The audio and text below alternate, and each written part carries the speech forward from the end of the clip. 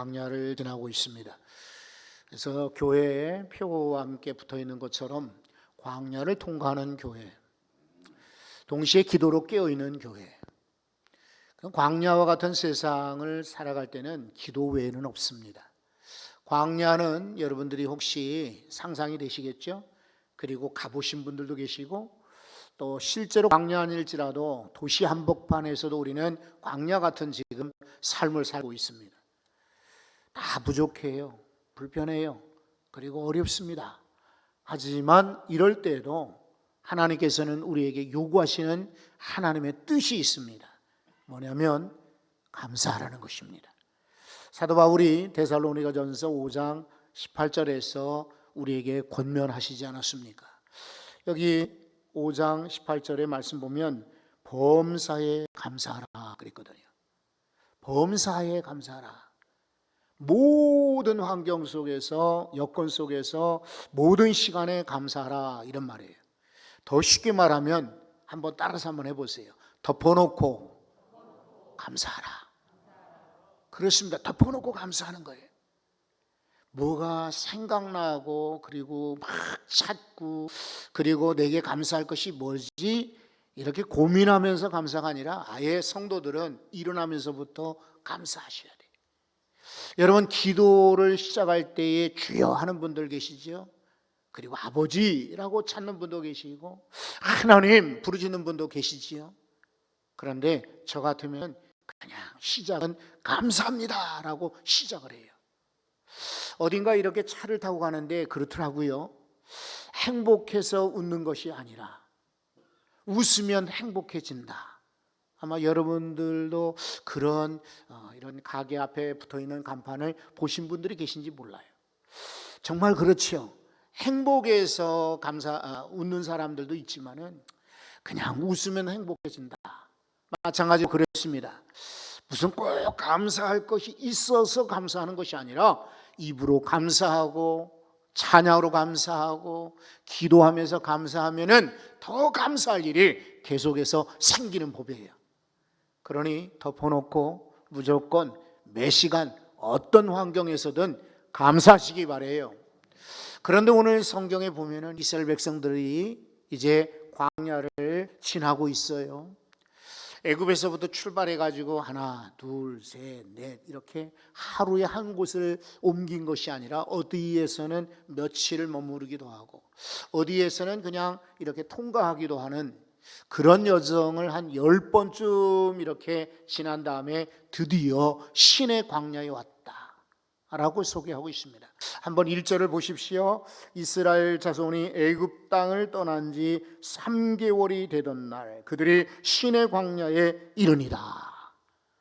여러분, 이스라엘 백성들은 애굽에서 출애굽할 때, 떠날 때 말이죠, 이제 이 사람들 카렌다를 1월 달로 바꿨어요. 노예 생활 중에 이 이집트의 달력은 유명하거든요. 이집트는 태양력을 처음으로 만들었고, 그리고 아주 천체 우주 이런 연구가 첨성 기술이 발달했고, 기후나 날씨, 계산, 수리 이런 것이 뛰어난 나라가 애굽입니다. 이집트예요. 그런데 지긋지긋했던 것이죠. 노예 생활, 총살이, 그리고 매여있는 생활이 아주 싫었던 것입니다. 그래서 이들은 광야에 나올 때에 아예 그 해를 1월이라 불렀어요. 오늘날로 말하면 약 3월에서 4월의 중간에 해당되는 이런 때예요. 이 봄날과 같은 이 날에서부터 신의 광야에 도착했을 때 3월이 되었다. 약 2개월 동안을 광야를 지금 온 것입니다. 그런데 어디에 도착하냐면 신에 도착했다. 여러 가지 주장들이 있지만은 신의 반도, 역삼각형이라고 말씀드렸죠. 여기에 중앙 하단쯤에 있는 호렙산, 이곳은 바로 모세 자신이 하나님을 처음 만났던 그곳이에요. 신의 산. 이 신의 산에 광야가 있는데 여기에 도착한 게 된 겁니다. 여기 광야니까 꽤 넓어요. 수백만의 이스라엘 백성들이 와서 진치고 살 수 있는 넓은 장소인 거예요. 그래서 우리는 광야에서 왜 감사하는가? 감사할 이유가 뭔가? 첫 번째는 여기 여기까지 인도하셨기 때문에 감사한 거예요.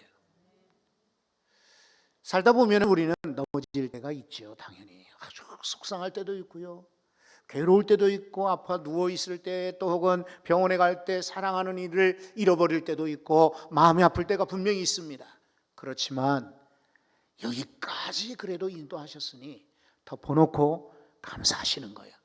그런 분들에게는 그 이후의 인생이 환하게 하나님이 열어주시고 책임져 주시는 것입니다. 여기까지 왔는데 와보니 별거 아니구나. 와보니 나는 돈도 잃어버렸고, 와보니 나는 다 나이만 들었고, 와보니 나는 내게 다 떠났고, 불평하는 이들에게는 여러분 이후에도 불완전할 겁니다.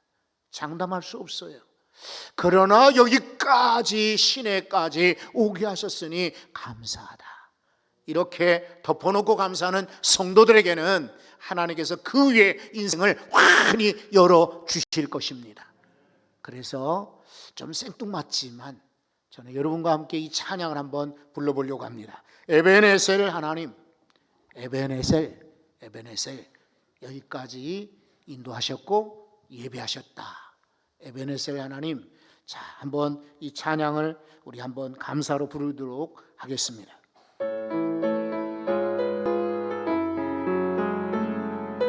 가사를 보십시오. 감사하신 하나님, 에베네셀 하나님, 살아계신 하나님, 살아계신 하나님, 에베네셀 하나님, 여기까지 인도하셨네. 여기까지 인도하셨네. 감사하신 하나님, 앞으로도 인도하십니다. 장래에도 인도하시니 살아계신 하나님, 감사하신 하나님, 에베네셀 하나님, 살아계신 하나님,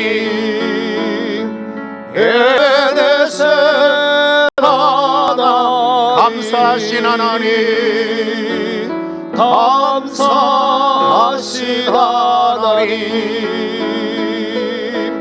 에베네셀 하나님, 살아계신 하나님, 에베네셀 하나님.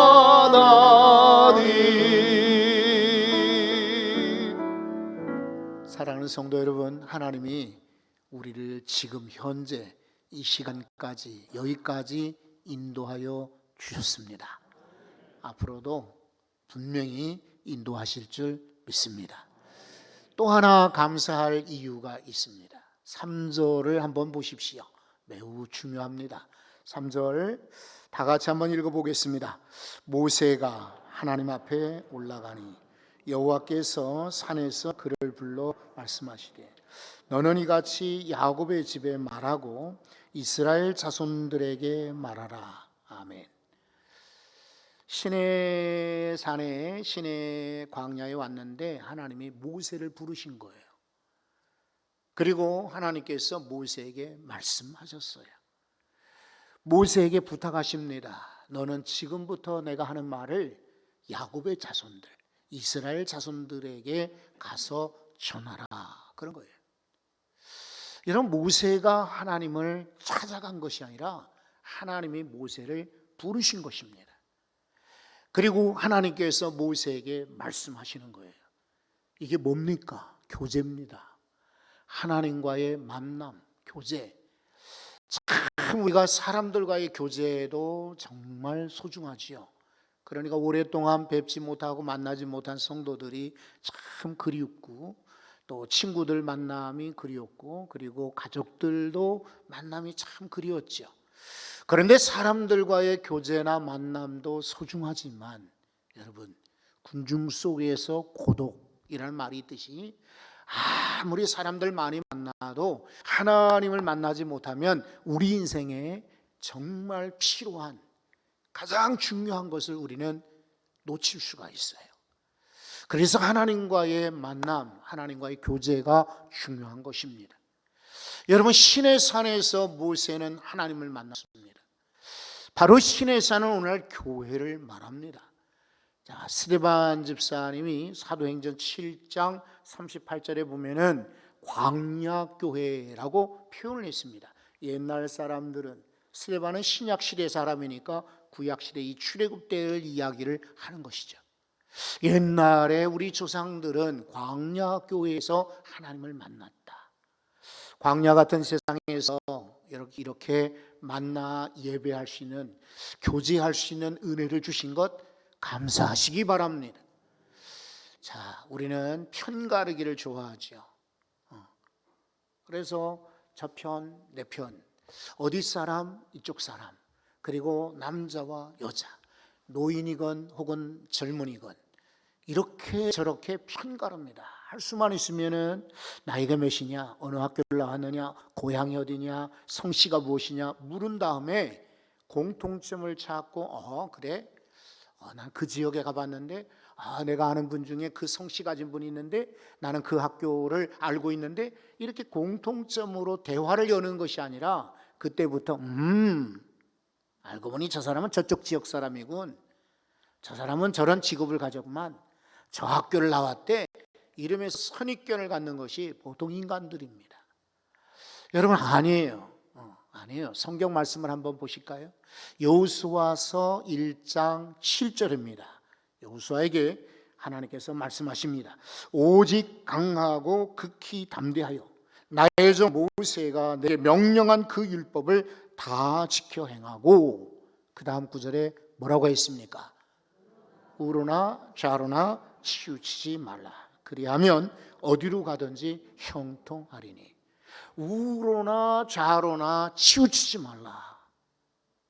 저는 몰랐는데 저희 아이가 한번 이야기하더라고요.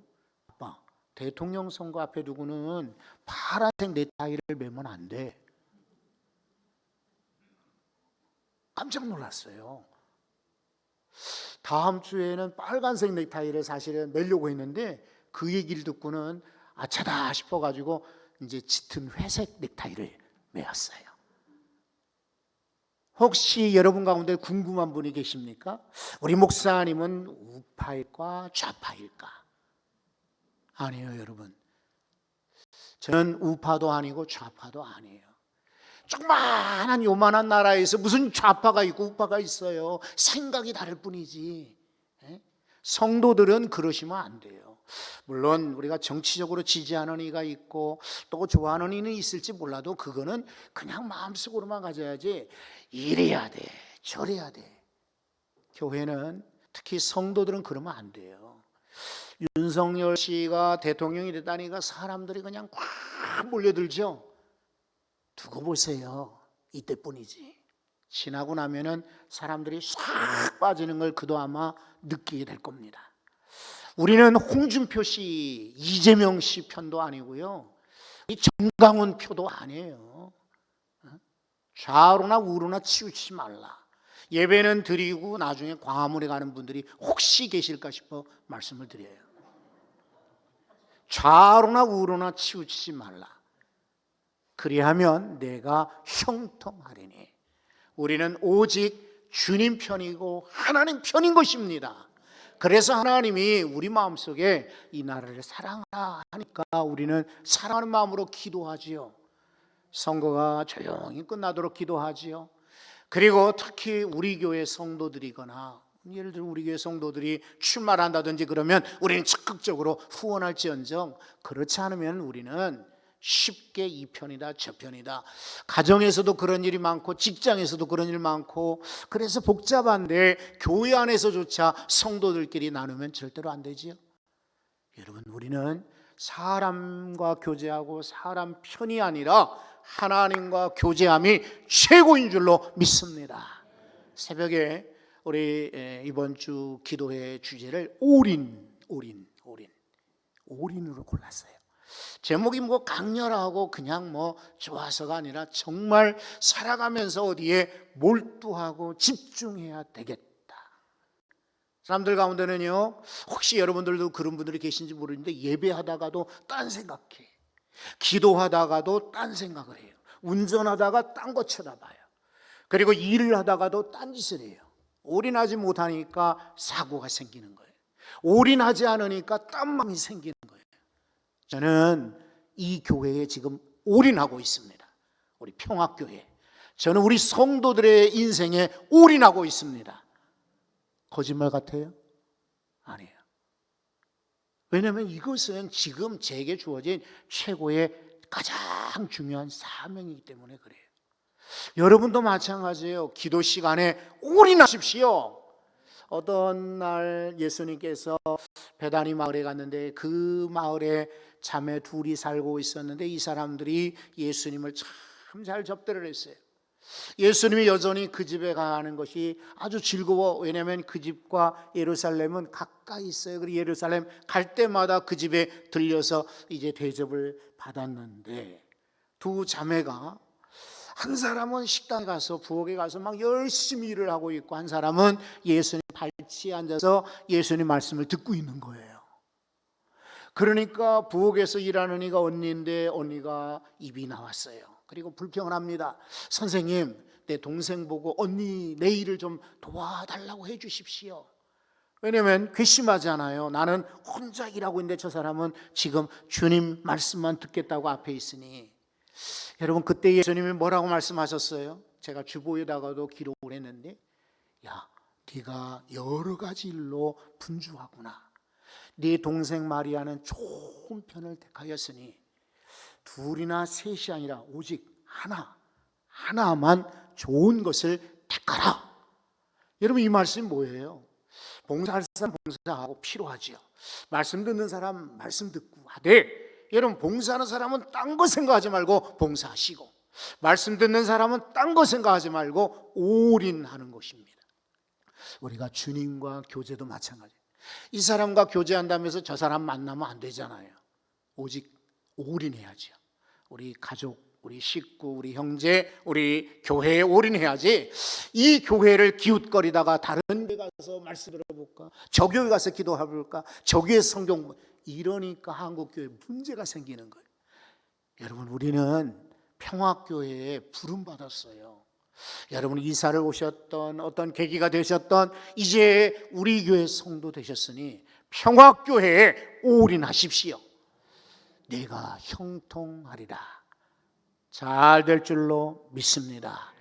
또 하나 4절의 말씀도 한번 보십시오. 자, 내가 애굽 사람에게 어떻게 행하였음과 내가 어떻게 독수리 날개로 너희를 넘어 내게로 인도하였음을 너희가 보았느니라. 언젠가 이 자리에서 제가 말씀드렸어요. 예수님은 참 훌륭한 이야기꾼이다.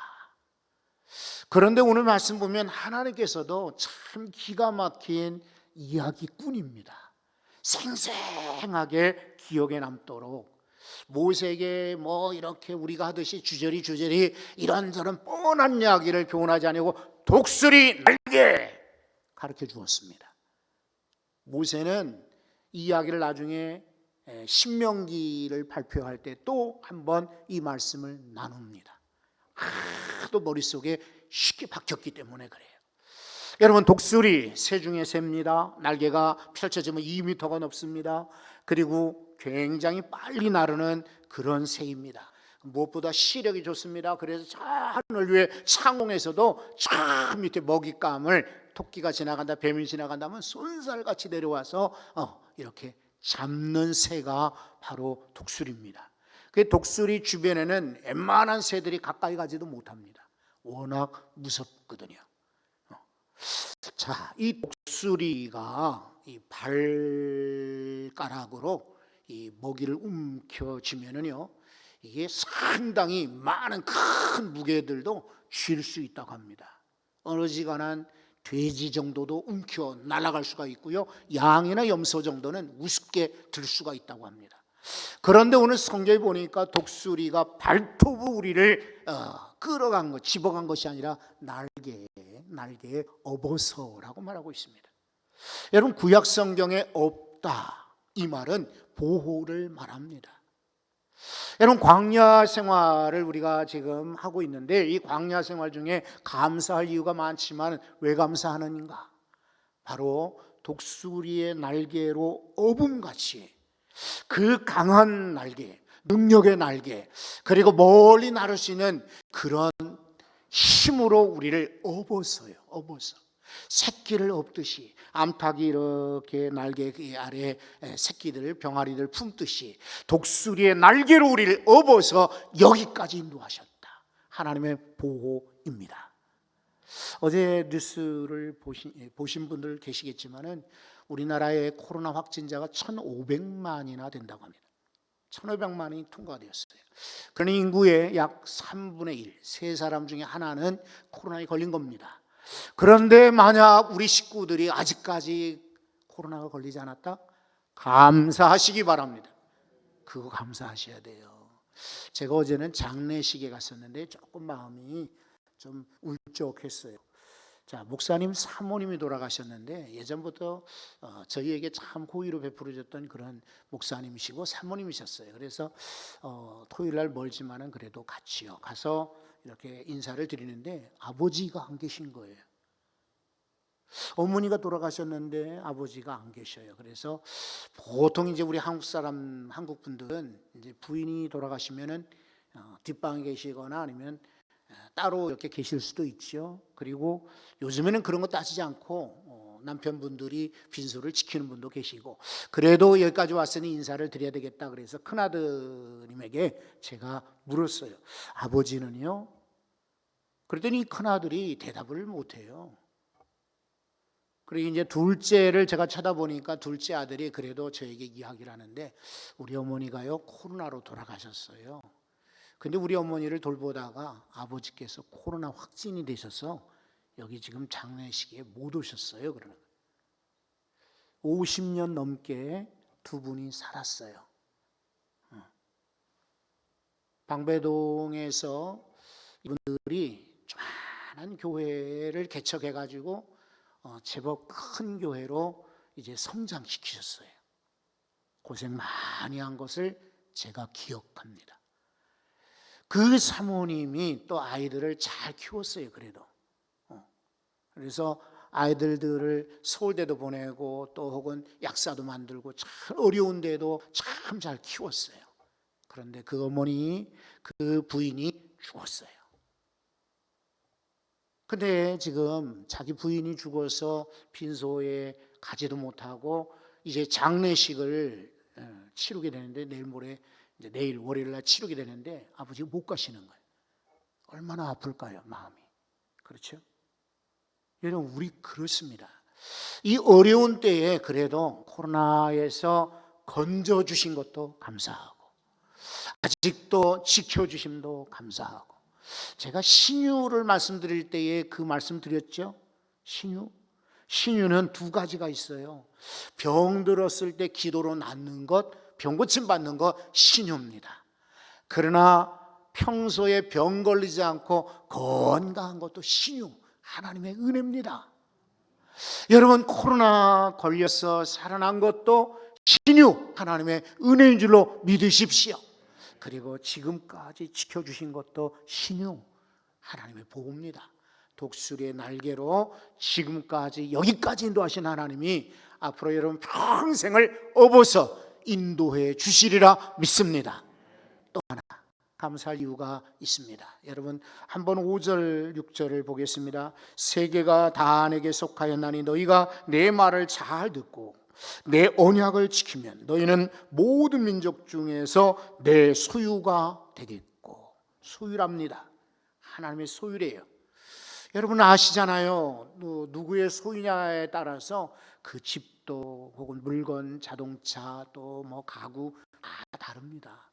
술 많이 드시는 집에 그릇들은요 성하지가 않습니다. 그냥 화만 나고 술만 많이 마시면 들이 깨거든, 부시거든. 그렇지 않은 분도 계시겠지만 담배를 많이 피는 집안에 가보면은 벽지가 불쌍합니다. 벽지에서도 일부러 냄새 맡지 않아도 무슨 냄새가 나지요? 여러분들은 안 가보셨나? 담배 많이 피는 집에 가면은 들어가서 일부러 쿵쿵대지 않아도 무슨 냄새가 나요? 그거지요. 주인이 아주 깔끔한 분 같으면 자동차가 깨끗해요. 옆에 타보면 알아요. 근데 주인이 마음 아주 편한 사람인 것 같으면은 자동차 타보면은 발을 디딜 데가 없는 때도 있어요. 주인이 누구냐에 따라 물건도 처지가 달라지는데, 여러분 우리 인생들 누구의 것이냐? 우리는 하나님의 것입니다. 6절에도 이렇게 기가 막히게 말씀하십니다. 언약만 잘 지키면은 6절 보십시오. 너희가 내게 대하여 제사장 나라가 되며, 제사장 나라, 예배를 모시는 가정, 예배를 드리는 식구, 예배를 드리는 그런 성도가 된다 이 말이에요. 제사장 나라가 된다. 그리고 또한 거룩한 백성이 되리라. 세 가지죠. 하나님이 약속하셨어요. 여기 그래서 19장의 이 언약을 신의 산 언약이라고 부릅니다. 매우 중요해요. 이제 여러 번 앞으로도 이 말이 등장하게 될 겁니다. 신의 산 언약, 하나님이 약속하시는 거예요. 너는 내 소유가 될 것이다. 여러분 반려동물들 요즘 많이 키우는데 키우다가 귀찮아요. 애들이 그냥 똥 싸고 병들고 그리고 지저분하고 그리고 사료값 많이 들고 버리잖아요. 불쌍한 그런 동물들 많아요. 가구도 어떤 사람은 그게 마음에 들지 않다고 그냥 버려버려요. 그런데 하나님께서는 절대로 우리를 버리지 아니하십니다. 끝까지 붙들고 인도하시는 하나님이세요. 내 소유가 되리라. 감사하십시오. 우리는 하나님의 소유입니다. 그리고 제사장 나라예요. 그리고 거룩한 백성인 거지요. 참 감사하기 이를 데 없어요. 왜? 우리같이 부족한 자를 하나님 소유로 삼아주시니 감사하고, 또 제사장 나라 되게 하시니 감사하고, 나는 참 추하고 더러운데 거룩한 백성이라 삼아주시고 불러주시니 감사하지요. 이 은혜가 우리 모두에게 영원히 함께 하시기를 바랍니다. 기도하겠습니다. 하나님, 오늘도 하나님이 여기까지 에베네셀 인도하시니 감사합니다.